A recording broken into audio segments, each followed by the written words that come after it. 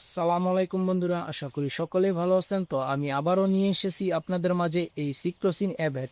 এই সিপ্রোসিন অ্যাবেটের কাজ কি? এই সিপ্রোসিন অ্যাবেট কেন খাওয়াবেন আপনি? আপনার মুরগি যদি দেখেন আপনার মুরগি অতিরিক্তভাবে ঝিমানো শুরু করে দিয়েছে, প্রায় মুরগি খামারের মাঝে নষ্ট হয়ে যায় ঝিমানোর কারণে। আর মুরগি কেন ঝিমায়? মুরগির শরীরে যদি জ্বর থাকে প্রচুর পরিমাণ, মুরগি যদি ঠান্ডা থাকে, তাহলে কিন্তু মুরগি ঝিমানো শুরু করে, আর তখন কিন্তু মুরগিগুলো মারা যায়। এই সিপ্রোসিন অ্যাভেটের কাজ হলো আপনার মুরগিকে ঠান্ডা বা বিভিন্ন জাতের রোগবালাই থেকে মুক্তি করা। ঠান্ডার পাশাপাশি আরও অনেক ধরনের কাজ করে থাকে এই সিপ্রোসিন অ্যাভেট। তো কোনোভাবেই কিন্তু মুরগিকে ঠান্ডা লাগতে দেওয়া যাবে না।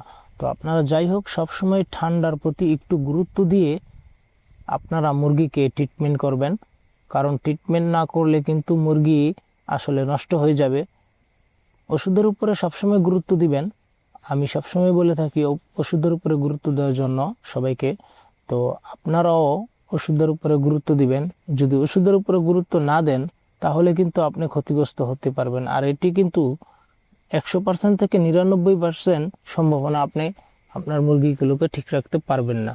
তো যাই হোক বন্ধুরা, আশা করি সকলে আমার কথাগুলো বুঝতে পেরেছেন। তো আমার এই ওষুধের প্রতি আপনারা অবশ্যই 100% গ্যারান্টি সহকারে ভরসা রাখতে পারেন। আমি কিন্তু আপনাদেরকে সে ওষুধ দেখাই না। তো আমি কিন্তু এমন ওষুধই দেখাই যে ওষুধগুলো অনেক কার্যকরী ওষুধ। তো আপনারা অবশ্যই আমার উপরে ভরসা রাখতে পারেন। তো অবশ্যই বন্ধুরা, আশা করি সকলেই ভালো থাকবেন, সুস্থ থাকবেন। আর ভিডিওতে লাইক করবেন, কমেন্ট করে জানাবেন আপনাদের মুরগিগুলোর কি অবস্থা। আমার চ্যানেলটি সাবস্ক্রাইব করে অবশ্যই পাশে থাকবেন। ধন্যবাদ সবাইকে।